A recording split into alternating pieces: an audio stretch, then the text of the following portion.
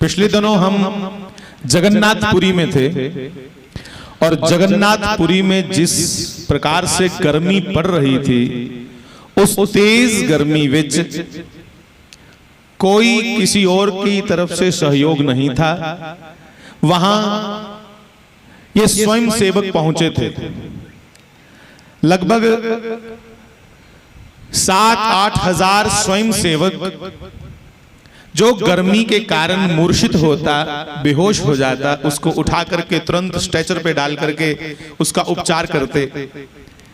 और जितनी संगत जगन्नाथ जी के पहुंची थी, उन सब पर छिड़काव कर रहे थे पानी का, कि उनके सर पे पानी गिरता रहे, वो मूर्छित ना हो। बंधुओं, ये मुफ्त में वहां जाकर के सेवा करनी, ये भावना कहां से आई?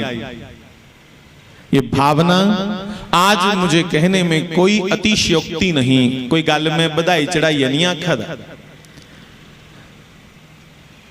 भूमिका बनाने की कोई जरूरत नहीं, क्योंकि प्रत्यक्ष किम प्रमाणम, प्रत्यक्ष आप देख रहे हैं कि कई बार कुछ बातें चिंताजनक भी हैं। श्री रामचंद्र भगवान ने, श्री कृष्णचंद्र भगवान ने जिन कार्यों को किया,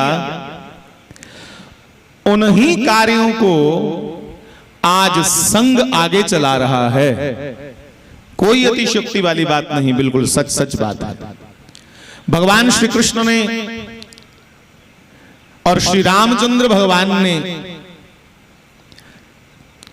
ग्वालों के संग रह करके, और रामचंद्र भगवान ने 14 वर्ष वन में रह करके जो किया है, वो सब आज संग ही तो करवा रहा है, गांव गांव जाकर के, घर घर जाकर के।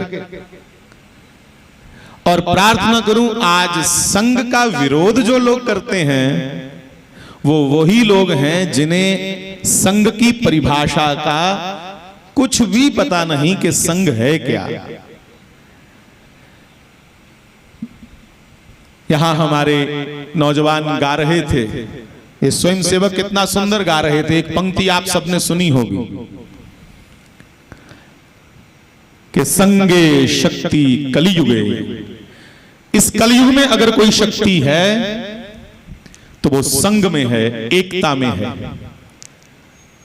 और मेरे नौजवान भाई बहन, एक बार रामचंद्र भगवान के जीवन का दर्शन कीजिए कि शत्रु का भाई आकर के पहला दर्शन रामचंद्र का करता है। पहला दर्शन शत्रु का भाई है भविष्य, और पहला दर्शन किया तो रामचंद्र का दर्शन करते ही उसे क्या दिखा? वहां लिखा है सिंह कंद आयत उर सोहा। भगवान का दर्शन करते ही उसने पाया कि जिस भगवान को मैं देखने आया हूं, उसके कंधे सिंह के समान उठे हुए हैं, उसकी छाती वज्र के समान है, उसकी पतली सी कमर सिंह के समान है, और बंधुओं उसकी दिव्य लंबी घुटने तक अजान बाहु अपने शरणागतों को आश्रय देने वाली हैं। और शत्रु ने भी ऐसे बलवान परमात्मा को देखा तो उसने कहा, सरकार मैंने सुना था जितना, उससे कई गुना ज्यादा तुम सुंदर हो। आज परिवारों में व्यवस्थाएं तो हैं, सुविधाएं तो हैं, पैसा तो है, पर उसके साथ साथ माफी चाहता हूं, आलस्य बहुत है, बहुत आलस्य। एक पुत्र एक पुत्र है, जरा उन्हें पता नहीं लगता सेवा करवांदा या करदा। गुस्सा नहीं करियो। और इस पे बहुत हल्के में बात को लिया जाता है जब भी हम इस बात को कहें। रामचंद्र भगवान ने स्वयं इस बात पे चर्चा करी है कि हम 4 भाई हैं, 4 में से आधा 2 हुए, तो 2 पुत्र राष्ट्र हित के लिए, साधु सेवा के लिए, प्रचार के लिए घर से निकलने चाहिए। और वो करके बताया, विश्वामित्र मुनि के संग 4 में से 2 को चुन लिया गया। विश्वामित्र ने जिन 2 पे हाथ रखा, उन्हीं 2 को महाराज दशरथ ने सौंपा कि ले जाइए महाराज। प्रार्थना करूंगा तुम किसे भेजोगे। ये तो धन्यवाद करूं जिन्होंने अपने बच्चों को भेजा है वर्ग के लिए कि कुछ दिन वहां जाकर के कुछ सीख के आओ, क्योंकि पूज्यपाद शास्त्री जी महाराज जो टाट पहनते थे हमारे महाराज श्री, उन्होंने कहा है बहुत बार मंच से कि आज मेरा देश धार्मिक होने के साथ साथ बलिष्ठ होना चाहिए। मेरे नौजवान धार्मिक होना बड़ी जरूरी गल है, बहुत अच्छी बात है, पर धार्मिक होने के साथ साथ जब तक वो बलिष्ठ नहीं होंगे, डोगरी जाखा जिन्ने चिर मेरे नौजवान निग्गर नहीं होंगन, मजबूत नहीं होंगन, इन्ने चिर कोई गल बनने वाली नहीं। महाराज श्री का ही कहना है, शास्त्री जी महाराज का, सिंह की तरह गर्जना करते हुए वो कहते थे कि बंधुओं, कामयाबी के 3 सूत्र हैं जो सबके पास होने चाहिए। 3 गल्लां जरूरी ने मेरे नौजवान वीरों कामयाबी वास्ते। जीवन में अगर तुम्हें चाहिए कि हमारे पीछे पीछे कामयाबी घूमे, तो उसके लिए 3 चीजें जरूरी हैं, जिसमें सबसे पहली बात है मजबूत शरीर, अच्छा शरीर। एक कामयाबी का पहला सूत्र है। मोटा शरीर नहीं, निग्गर शरीर, मजबूत शरीर, सॉलिडनेस। दूसरा आत्मबल, शरीर अच्छा हो पर आत्मबल ना हो।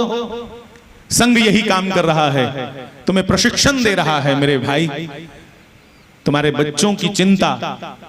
धन्यवाद कहूं संघ को, आरएसएस को, हमारे बच्चों की, आपके बच्चों की चिंता आज इस संघ को है। क्या चिंता? कि ये धार्मिक तो हो, इनका शरीर तो मजबूत हो, पर इनके मजबूती के बाद इनका बल नियंत्रित रहे।